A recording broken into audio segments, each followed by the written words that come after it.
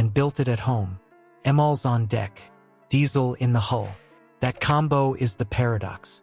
You're about to see why a cutting-edge electromagnetic catapult that throws heavier, longer-legged jets still can't outrun a fuel bill. We'll stack Fujian against US nuclear carriers, map where diesel endurance begins to bite, and show how sortie power collides with range limits near Taiwan and the South China Sea. If you care about real combat reach, not showroom specs, stay with me. The advantage is real. The constraint is brutal. Before we move on, I'd like to ask you a small favor. If you appreciate this content, please take a second to like this video and subscribe to the channel. Over 98% of you watch the videos without subscribing. Costs you nothing, but it makes a huge difference to us. So, did you click the subscribe button? Great, thank you so much. Now back to the video. A ship that can sling heavier jets, but can't sit on station as long as the ship it's built to watch. Why build that? Because the split is deliberate. Fujian brings electromagnetic catapults to a deck China designed end-to-end. Yet the engines below still drink fuel. You get peak launch energy and smoother acceleration for every aircraft, but you pay in range and time on station. It's a knife that cuts fast, not forever. China has commissioned its latest aircraft carrier after extensive sea trials. Here's what to know.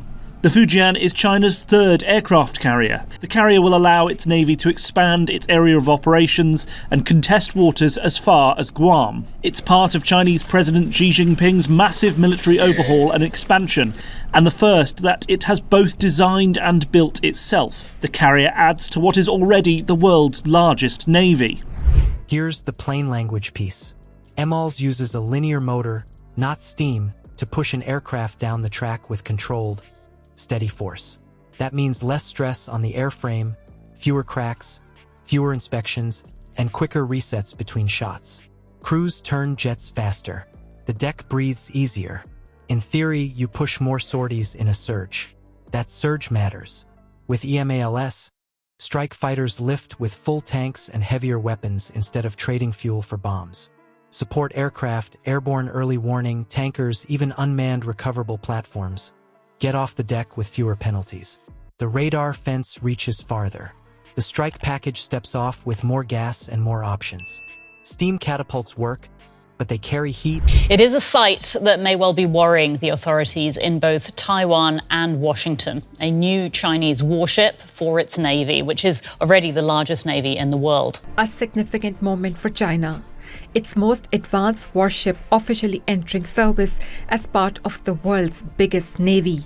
President Xi Jinping attended the commissioning ceremony for the Fujian aircraft carrier, the most advanced in Beijing's fleet so far. With Chinese President Xi Jinping leading the celebrations in images shown on state television. Venting and more moving parts that demand extra hours. Launch energy can vary with temperature and wear, forcing planners to shave payload for margin. ML's trims that variability, which lets a commander load for effect in short windows when weather, intel, and timing align. Meanwhile, trials have started. Sea trials shake down the hull and the flight deck, then the real grind begins.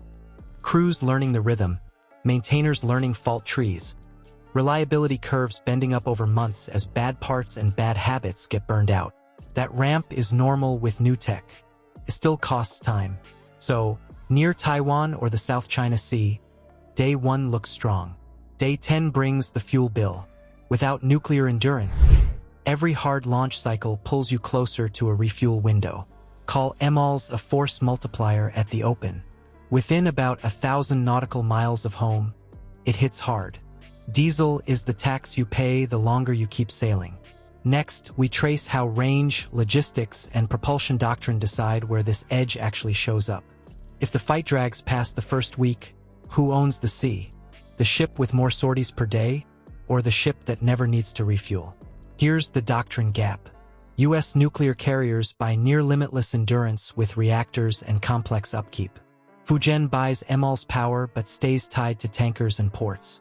One bets on staying power. The other bets on peak effect close to home.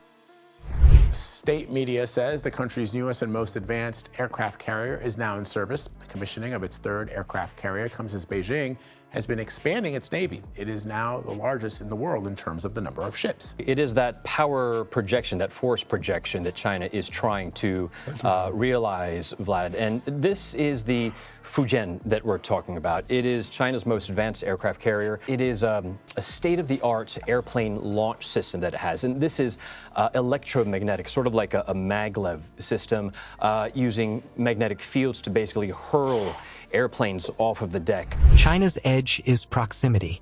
Shorter supply lines toward Taiwan and the South China Sea. Land-based jets, shore magazines, and missiles within reach. But then the risk climbs when the oilers and underway replenishment ships move into the open.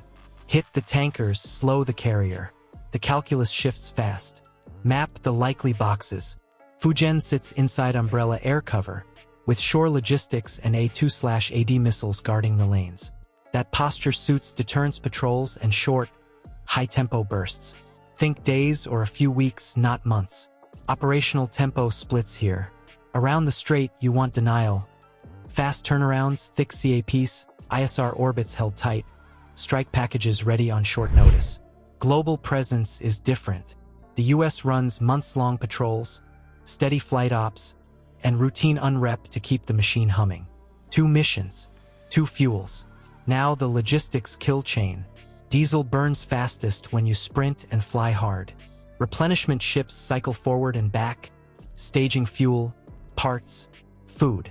Connected replenishment links steel to steel at sea. Predictable tracks, slow speed, long minutes on the wire. That's a window for whether to break the line or for threats to push standoff. Miss the window and your tempo dips.